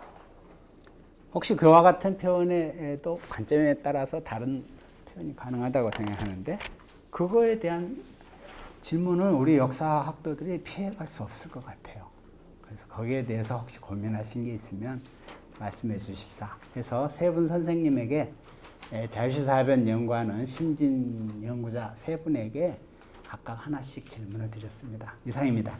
네, 고맙습니다. 우리 교수님 꼭 마치 지도 교수님처럼 아유, 자세히 해주셔서 우리 학부모들이 많은 도움을 받았을 것 같아요. 자, 우리 윤상 교수님 마지막인데 이게 윤상 교수님 그래도 이쪽에 자유체육회에서는 그래도 단독적인 훈련도 관련해서 준동을 있죠, 두 개. 예. 그분한테 말씀해 주시죠. 자유선변 관련해서는 또 이게 윤상 교수님 직접적인 연구를 했기 때문에 좀 많은 말씀을 해주실 것 같은데 사진 좀 보여주시나요?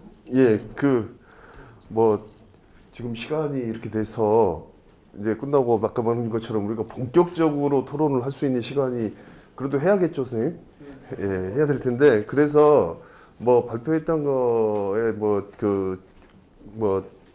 이렇게 제 의견을 다 하지는 않고요. 여기 지금 토론분에 좀 우리가 자유사변에서 좀 그 논의를 해서 다루어 봤으면 좋겠다라고 하는 문제들을 그냥 간략하게 했습니다. 그래서 지금 보니까 오늘 발표자 선생님들 오세훈 선생님 발표인 자유시 참변이라고 한다라고 이렇게 하셨는데 보니까 오세훈 선생님 그다음에 뭐 박명수 선생님 자유 참변으로 쓰시는 것 같고 임경성 선생님하고 저는 이제 자유 사변으로 쓰는 것 같은데 뭐 이 부분에 대해서 좀 논의를 좀 해봤으면 싶다라고 하는 거고요.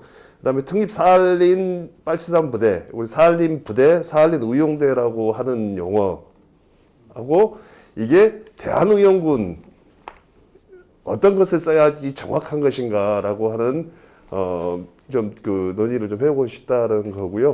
그다음에 이제 고려혁명운동회를 아까 이제 그 이현정 선생님도 얘기하셨지만 이 번역을 어떻게 할 거냐. 근데 이제 당대 사람들이 이렇게 썼기 때문이라고 하는데 당대 여기 소비에트를 당대 사람들이 의회라고 번역을 했습니다. 그래서 소련을 의회 정부라고 하고 그래서 대한국민의회가 의회인 이유도 소비에트이기 때문에 이제 의회라고 그래서 뭐 이 부분도 좀 얘기를 해보고 싶고요. 그다음에 이제 뭐 그 끊이지 않는 주제, 극동이라고 해야 되냐, 원동이라고 해야 되냐. 예전에 임경석 선생님이 했던 그 말씀이 아주 감명 깊습니다. 극동 방송국을 있는데 원동 방송국은 없지 않느냐 이러셨는데, 저나 뭐 박명수 선생님은 이제 당시 사람들이 썼던 원동을 좀 더 이렇게 하는 것 같고요.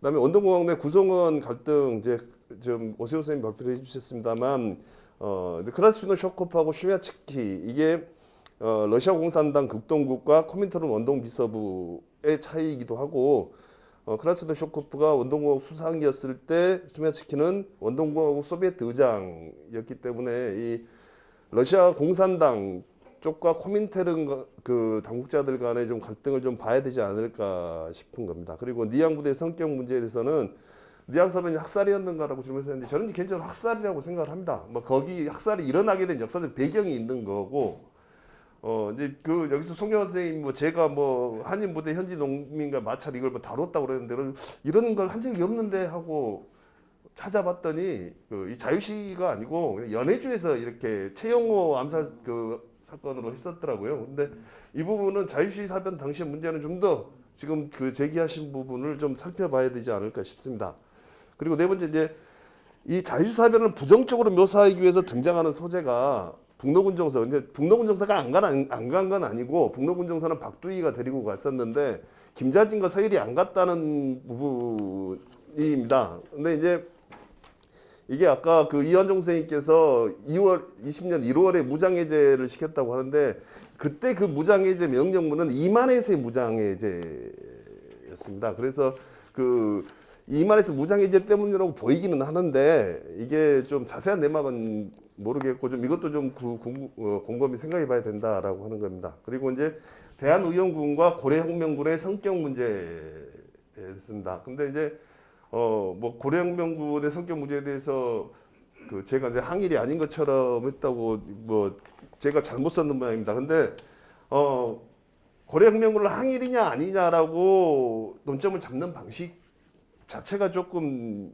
그 마음에 들지 않습니다. 그래서 고려혁명군은 반제국주의 군대이고, 반제국주의 군대이기 때문에 당연히 항일이라는 것을 전제하고 있는 상태에서 그 시기에 따라서, 즉 21년 8월 달에 이르쿠츠크 회군을 하기 전과 회군하고 난 이후의 그 시기에 따라서 성격을 좀 달리 봐야 한다라고 하는 부분을 얘기를 하고 싶고요. 희생자 수 문제에 대해서 이제만 해서 제가 좀 사진을 준비를 했는데, 뭐 희생자에 대한 사진이 아니고요. 일단 자유시에 집결한 무장부대수는 약 3,500명 정도로 추산이 되었는데요. 그 중에서 한 1,500명 정도가 이제 수라세프카에 남아 있었다고 보여지고, 그래서 6월 28일 그 작전을 이제 그 성격을 무장해제라고 본다면, 전사 그 유해가 발견돼서는 이제 자료에 따라서 34명설 36명, 그 연적에서는 36명을 얘기하지만, 그 당시 이제 전장을 소재했다고 하는, 전장을 정리했다고 하는 김성빈은 34명을 발견했다고 하고요. 포로는 한 900명. 근데 이제 그러면 나머지 한 550명 정도가 확인이 안 되는 건데요. 그래서 뭐 그걸 익사, 도망, 행방불명 이렇게 해야 되는데, 제가 잊고 있었던, 제가 그걸 하면서 제가 잊고 있었던 게 있었습니다. 그러니까 우리가 간도, 연해주의 독립군 운동이 이렇게 벌어졌던 이유는 간도와 연해주에 있었던 한인 마을의 존재라고 하는 걸 우리는 항상 전제를 하는데, 이 자유시에 있었던 한인 마을의 존재에 대해서는 지금까지 생각을 안 하고 있었더라고요. 제가 생각을 안 했더라고요. 보면은 그 한인 모병대 잘대대가 자유시에서 만들어진 부대가 한 200명 정도 된다고 하는데, 그러면은 200명 청년이 200명이 모이려고 하면은 그 근처에 한인 마을이 굉장히 큰 규모가 있었을 거라고 추정을 할 수가 있습니다. 그런데 봤더니 조선촌이라는 게 있더라고요. 그게 제가 저건 잘못 썼습니다만은 까레이스카야 슬라보드카 저기 신안촌이고, 까레이스키 뭐죠? 파셜록이라고 하는 조선촌이 실제로 있었다는 걸 알았습니다. 그 수라세프카에서 이제 이건종 선생님이 해준 것에서 도주 방향이 세 방면이라고 그러는데, 제야강 안에 있는 섬, 그리고 강 따라서 남쪽으로 보로다가 방향으로 갔고, 공동묘지 부근이라고 하는데, 공동묘지 부근으로 간 이유가 뭘까? 라고 봤더니 공동묘지를 넘어서면은 조선촌이더라고요. 그래서 확인이 안 되는 550명 중에 제 생각으로는 많은 수가 생존 가능성이 있다라고 하는 겁니다. 그래서 제가 사진을 좀 여기서 그냥 하고 크게 하죠. 제가 2015년에 이제 그 자유시 스바보드니를 가서 2015년에 갔는데요. 2015년에 가서 찍은 사진입니다. 그래서 이제 그 벨로고르스크라는 곳에서 이제 차를 타고 차를 타고 이렇게 갔는데요. 벨로그로스크에서 기차에 내려서 아닙니다. 블라고베센스크로 가서 거기에서 이제 벨로고르스크로 가서 그런데 여기 보면 이제 스바보든이 7km 남았다는 내용입니다. 그래서 자유시에 가서 이런 호텔에서 묵었는데요. 같이 갔던 사람들입니다. 이 사람이 이제 아르메니아인으로 이제 벨로고르스크에서 거기까지 데려다 준 사람이고요. 여기가 이제 자유시 광장입니다. 시에 있는. 그래서 여기 레닌 동상도 있고 이게 시청이고 그래서 박물관을 갔는데 박물관에 지도가 있습니다. 그래서 뭐 지도를 보고 여기에 이제 그 자유시의 그 뭐 역사를 다루는 것인데요. 여기 오늘 오세호 선생님이 발표한 그 사람들이 다 있습니다. 크라스노 쇼코프, 트리세르, 마트베프 등이 이렇게 사진들이 있고요. 이건 궁금해서 했습니다. 한도빈 레오니드라고 하는 사람인데, 2차 세계대전 때 스탈린그라드 공방전에서 죽은 사람인데, 이게 한인인지 아닌지는 모르겠습니다. 근데 한도빈이라고 읽혀서 혹시 한인이 아닐까, 뭐 그렇게 생각을 했습니다. 이게 자유시 지도입니다. 여기에서 이 부분이 지금 현재 시가지가 있는 지역이고요. 잘 보이지 않는데, 여기 조그맣게 글자가 보이시죠? 여기가 수라세프카입니다. 이 강이 제야강이고 여기가 수라세프카입니다. 그래서 크게 하면은 여기 수라세프카입니다. 여기가. 그래서 이제 수라세프카를 갔습니다. 여기 이제 박물관이고요. 수라세프카 가는 길에 이제 이런 철도가 있고 이게 제야강입니다. 제야강이어서 이 왼편에 여기 보이시죠? 이게 지금 저쪽 강 건너편으로 보이지만 이게 섬입니다. 예. 예, 이게 섬입니다. 섬이어서 이 섬에서 체포가 되었다는 겁니다. 넘어가서. 그래서 이제 그 술 따르고 이제 절하고 안에 들어가서 이제 물놀이도 하고 했습니다.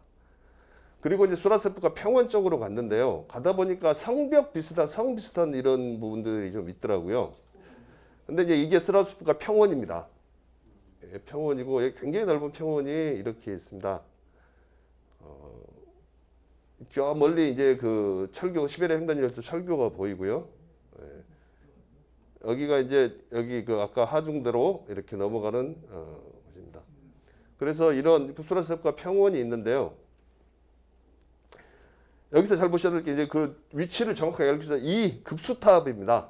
이 탑을 좀 그 자세히 이제 주의 있게 봐주시면 이렇게 해서 수라세프카 마을을 지나서 그래서 일단 그 세 방향이죠. 섬에서 그랬고 그 다음에 이 철교 있는 쪽 이쪽이 보르다고 방향으로 이쪽으로 태각을 한편을 했다는 거고요. 한 부류는 공동묘지 있는 데로 갔다고 했는데 공동묘지 옆에를 갔습니다. 공동묘지를 가면 공동묘지가 있고 여기서도 역시 뭐 이렇게 술 따르고 했고요. 공동묘지가 있는데 여기 보시면 여기 탑이 그 구조탑이 있습니다. 여기 이렇게 보입니다. 그래서 이 공동묘지에서 그래서 이제 갔다 와서 저녁 먹고 이게 자유시 이제 밤 풍경입니다. 비가 왔었는데요.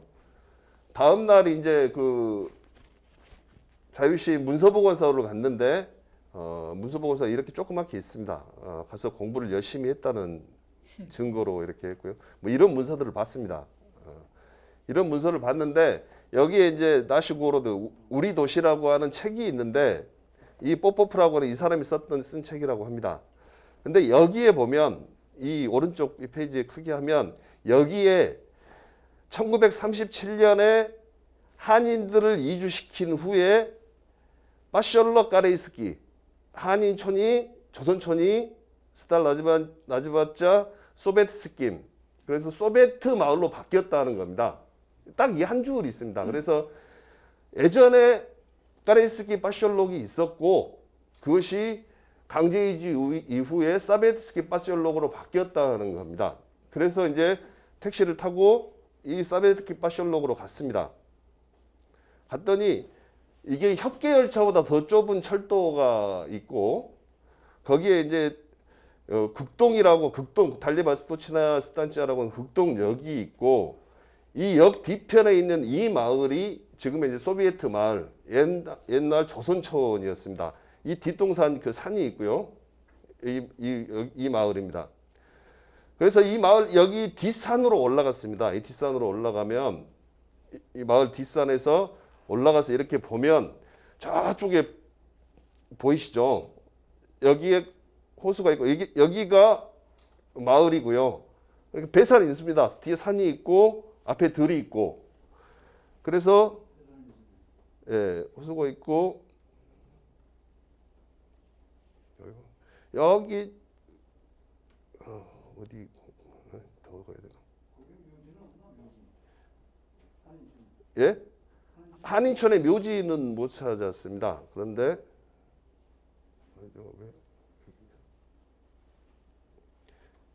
여기 철교 여기 급수탑이 여기 보이시죠? 예, 여기 급수탑이 보여서 그러니까 그 소라사프카에서 무장해제가 있을 때 그것을 피해서 도망간 곳이 그냥 무작정 이렇게 도망간 것이 아니고 그냥 해서 당황해서 섬으로 갔다거나 아니면은 강을 따라서 퇴각을 하기 위해서 이 강을 따라서 남쪽으로 내려갔거나 아니면 조선 마을을 찾아서 갔다고 보여집니다. 그렇기 때문에 오히려 뭐 그래서 익사한 사람들은 뭐 익사한 분들이지만 뭐 산중에서 죽었다 이런 말은 조금 좀 그럴 것 같고요. 그래서 이때 도망갔던 사람들이 바길리아 부대는 그대로 나중에 하바롭스크에서 다시 출현을 하는 걸로 봐서 실제로 그 현장에서 사살당했던 아까 임경수 선생님도 말씀하셨지만 허은 부대, 허영장 부대의 인원과 그리고 섬으로 가거나 아니면 보르다고 방향으로 가서 결국 익사하신 분들 이분들을 제외하고 그 이상 희생자 수가 많지 않았을 가능성이 바로 이때 이거 한인 마을의 존재 지금 발견은 이렇게 조선촌이라고 하는 이름을 가진 하나만 발견되었지만 실제로 많이 있었을 거기 때문에 그러지 않았을까라고 판단을 해봅니다.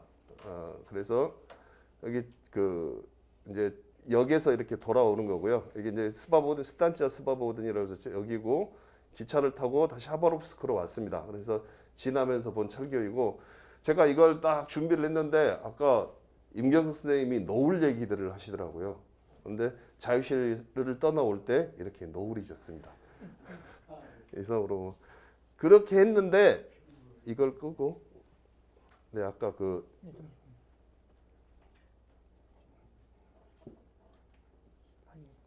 아니 파일 말고 네. 저희가 2015년에 다녀왔고 2017년에 그래서 이 조선촌에 비석이 세워졌습니다. 이 자유시 아무르주 관계자들과 자유시 관계자들 그리고 고려인들이 모여서 흑강 자유시 사변 독립 순절지라고 해서 다시는 우리끼리 싸우는 일이 없도록 해서 비석이 2017년에 세워졌습니다. 2017년 6월달에 세워졌고, 예, 김알라라고 그 홍범도 이제 손녀라고 하죠. 그럼 이제 직접 피가 섞인 손녀는 아니고, 예, 손녀인데 피가 섞이는 일단 손녀를 초청해서 이 비석을 세워서 지금은 여기 가면 이 비석이 있을 겁니다. 그래서 올해 가서 확인을 해보고 싶었었는데 코로나 때문에 이제 못 가게 되었습니다. 예, 이상입니다.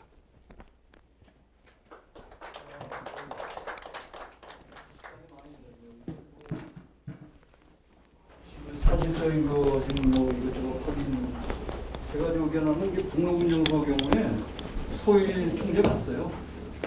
저기 지금 장 선생님 좀 전기 쓰고 계신데 갔어요? 그 이승만한테 보낸 보고서에 따르면 박대만 나온 게 아니고 바로 들어와요. 또 가지 않았다 서울도.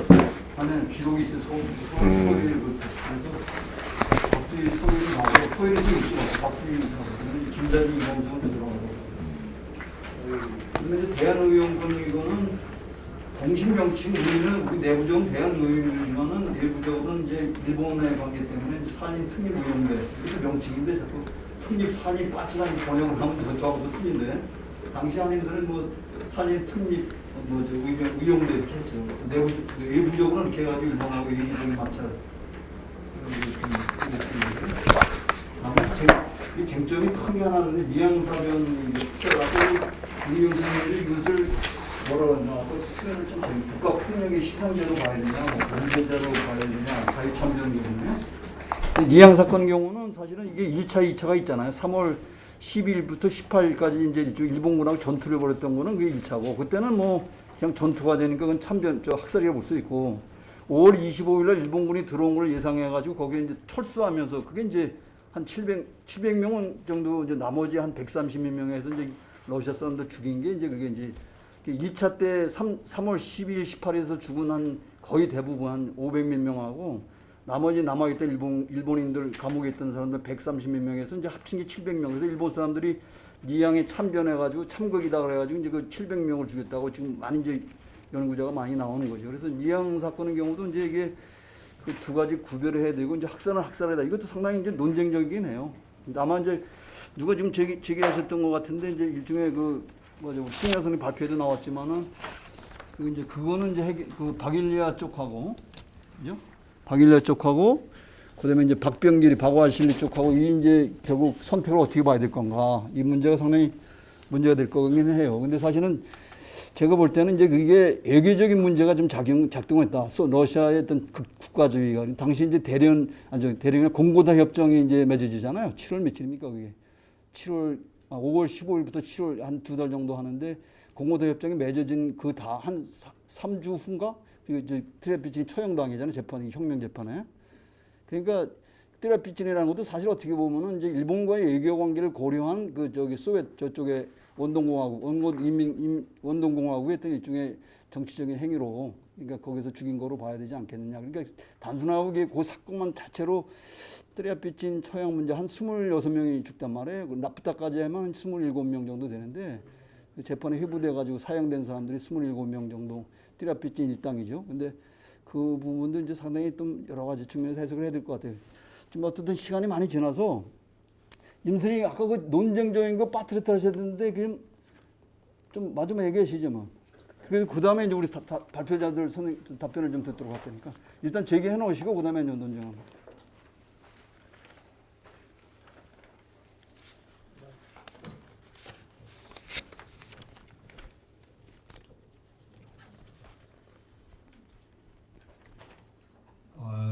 논쟁적이라기보다는 자유시사변을 다루면 피할 수 없는 거 그런 문제를 다뤄야 되지 않을까 생각을 합니다. 성격이 뭐냐 자유시사변이. 아까 기념탑에 우리끼리 다시 싸우지 말자 그렇게 돼 있는데 그 기념탑에 따르면은 우리끼리 일어난 내분이죠. 그 명백히 성격에 대한 하나의 견해라고 생각을 합니다. 연구사정리 과정에서 상해파와 이르크츠크파의 상호 투쟁으로 보는 견해들이 너무 단순하다고 새 선생님들이 어쨌든 그렇게 보시는 신진 연구자들이 많은 것 같은데 그게 과연 단순한 건가 하는 그런 의문도 들더라고요. 사실인데. 그 대신 그 신진 선생님들의 말씀 가운데 제가 경청하는 것은 자유시사변에 표출된 적대 혹은 모순 관계는 하나가 아니라 중층적인 거다 하는 것이죠. 그 점을 이제 선생님들이 말씀하시는 거라 생각해서 동의가 갑니다. 그러니까 사회주의 운동 내부의 두 흐름 사이의 모순으로 귀결해버리기 어려운 복잡성이 있다. 이것에 대해서 주목해야 되지 않을까 그렇게 생각합니다. 복잡한 층위만 해도 적어도 아까 토론 중에 나온 것만 해도 자 만약에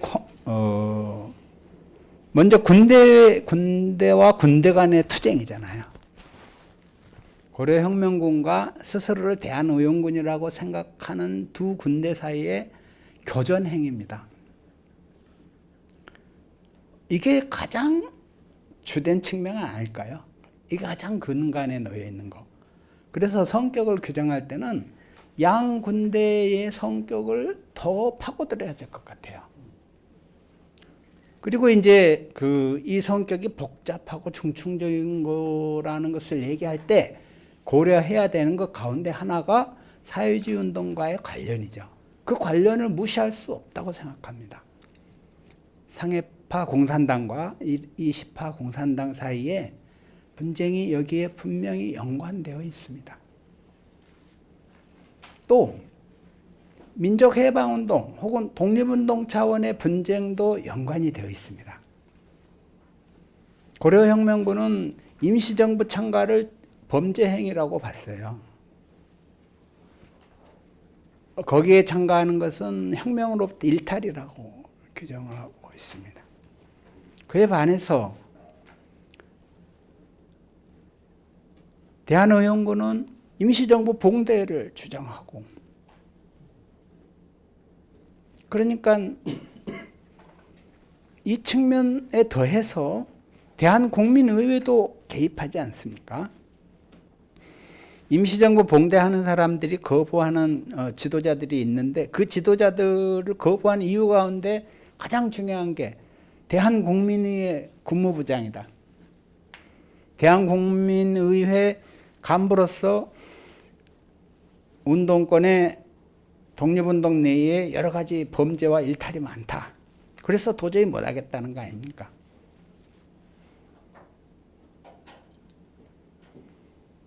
그러니까 그리고 이제 여기에는 소련, 러시아 측의 갈등도 관련이 맺어 있잖아요. 그러니까 이미 충분히 거론됐다고 생각하는데 완충 정책을 둘러싸고 러시아 당 내에서 완충 정책 반대파의 존재와 그것을 실제 집행해 나가는 양대 세력 간의 대립이 원동공화국의 주권 지방정부 차원에서도 그렇고 러시아 공산당의 지방당 차원에서도 그렇고 코민텔은 극동비서부를 중심으로 해서도 그렇고 여러 층에서 그리고 원동공화국의 인민혁명군을 둘러싼 군권 문제에서도 그렇고 여러 층에서 연관을 했습니다. 그러니까 이거 보통 복잡한 게 아닌 거죠. 그래서 이것을 이제 그 중에 어느 하나로 지나치게 치환하는 것에 대해서 하는 것이 이제 부적절하다는 데에서 동의를 합니다만은 그래도 여러 요인 중에 가장 중요한 걸 뭘로 봐야 되는가? 군대와 군대 간의 투쟁이라고 생각을 해요. 고려혁명군과 대한의용군 사이의 전투행위. 이 군대의 성격을 분석하는 게 중요하다고 생각합니다. 이 두 개를 동일한 차원에서 평면적으로 파악하는 방식은 부족함이 있다고 생각해요. 평면적으로 하지 말자. 왜? 두 군대 성격이 다르기 때문입니다. 오늘 학술 회의의 성과가 있다면 저는 이것을 첫 번째로 꼽고 싶어요. 두 군대 사이에 성격의 차이가 있다는 근거를 오늘 발표자 선생님들이 제시해 주셨다고 생각을 합니다. 고려혁명군은 원동공화국의 정규군 부대인 인민혁명군의 일원이 되는 걸 지향했습니다. 자유시 보병대대가 그렇고 코민텔에는 넘어가기 전에 노선이 그렇죠. 그 명칭은 이건 따져봐야 되겠는데 고려인으로 이루어진 인민혁명군 이러한 뜻이었던 것 같아요. 그러니까 처음부터 인민혁명군을 염두에 둔 거라고 생각해요. 고려혁명군이라는 이름은. 오하묵이 1920년 8월에 한 요청서, 박승만의 요청서 그런 것 거기에 가장 잘 나타난다고 생각합니다. 자유시사변 이후 고려혁명군은 소비에트 러시아의 정규군인 제5군, 제5군은 적군이죠. 적군의 일원이 됐습니다.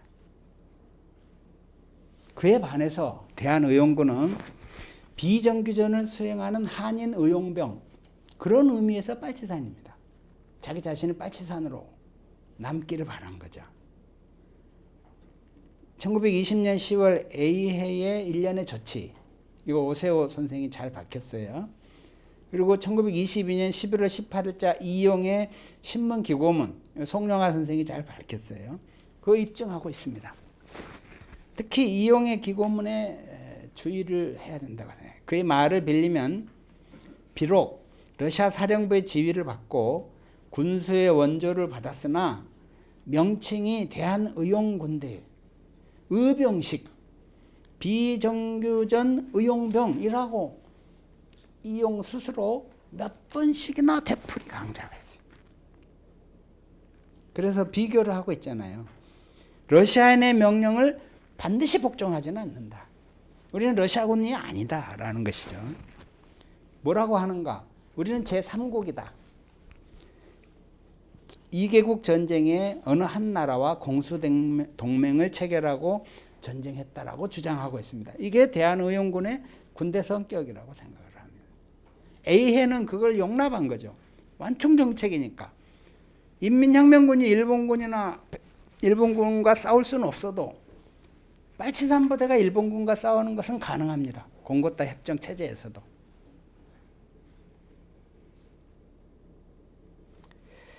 그러니까 한국의 독자성을 유지한 비정규전 빨치산 부대, 즉 의병으로 나갈 것이냐, 이게 대한의용군의 성격인 거고, 원동공화국의 정규군 혹은 소련의 러시아의 정규군 적군으로 나아가느냐, 두 전망의 충돌이었다고 생각을 해요. 독립운동계에 나타난 두 부대를 평면화시킬 것이 아니라 그 두 부대의 성격을 서로 다른 층위에서 규정하는 것이 옳지 않겠나 하는 게 오늘 발표한 발표자 선생님들이 발견해낸 큰 학문적 공로라고 그렇게 해석을 합니다. 그렇게 해석할 수 있다고 생각합니다. 이상입니다.